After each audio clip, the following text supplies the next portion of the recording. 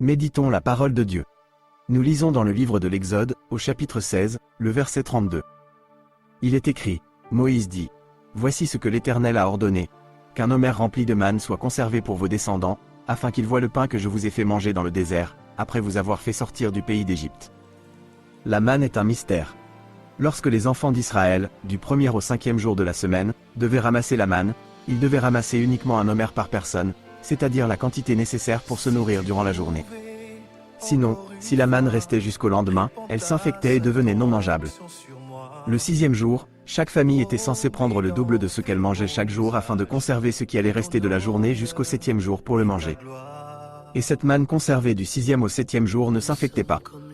Ce qui est encore plus qu'un mystère, c'est qu'un omer de manne devait être conservé devant l'Éternel pour les générations futures. Autrement dit, cette manne n'allait jamais s'infecter.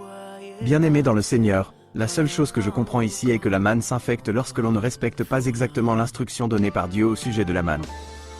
Dieu est l'auteur de la manne, et c'est lui-même qui donne ici les instructions claires concernant cette manne. Il est aussi l'auteur de notre vie, celui qui connaît le mieux notre destinée. Respecter ces instructions en ce qui concerne notre destinée nous permettra d'atteindre et de vivre une destinée non infectée.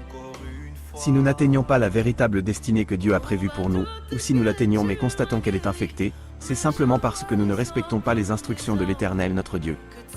Prie avec moi, Seigneur Jésus, en ce qui concerne la destinée que tu as prévue pour moi, donne-moi la capacité de respecter les instructions que tu me donneras. Amen.